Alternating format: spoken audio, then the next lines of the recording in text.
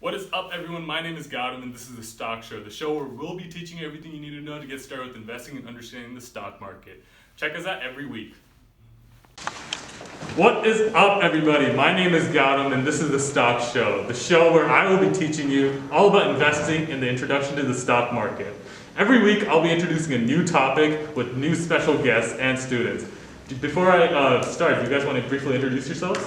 My name's Isaac. I go to VCU, and I'm ready to learn about some stocks. Cool. My name is Fareed Darwish, and I'm also a student of Professor Gautam, and I'm here to learn about stocks as well. Well, thank you guys. Today's episode will cover why companies go public, while next week's episode will cover how to invest in stocks more specifically. I'll begin with what investing is. Investing is the process of putting in your money into something in the hopes of getting more money in the future. Now, investments don't have to be anything complicated. They can be as much as going to college or working your way up to a certificate. It's even considered real estate investing.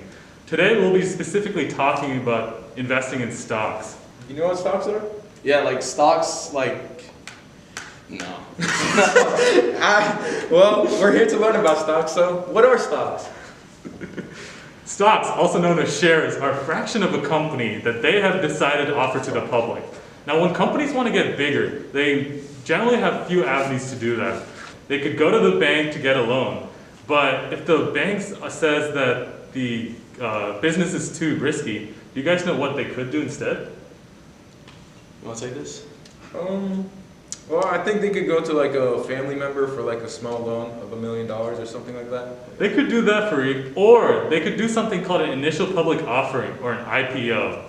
Now, an IPO allows for these private companies to be traded on the stock exchange. Now, let's say, for an example, that I have a lemonade stand business, and it's doing great, but I also want to expand. Now, I could go to the bank, like I said, but they just think that the lemonade stand business is too risky. Now, another way I could try raising more money is by issuing out shares or small ownerships of my company. Now, conveniently, I have a share right here. Now, let's say I issue out 1,000 of these shares, each for $50, and I give it to Isaac. Isaac sees my company and thinks, oh, it's going to do great in the future, and buys it for $50. It's $50? Yeah, it's $50. Thank you, Isaac. Now, what Isaac just did is he bought a stock from the actual company itself. This is one way that you can invest in stocks. But more likely, you're probably going to be buying and selling stocks from other people or other investors. Now, let's say that Fareed didn't come to the IPO date, but still believes that my company will do great in the future. Now, since I'm not selling any more shares of my company, the shares that are already existing, like the shares that Isaac has, is going to be in higher demand. Now, Fareed approaches Isaac to buy a share, and Isaac sees this as an opportunity to make money. Now remember, he bought the share for $50 from me, from the lemonade stand, but Isaac sees the opportunity to make money. Here, instead of selling it for $50, he sells it for $60 instead. 60? $60. I really want that share.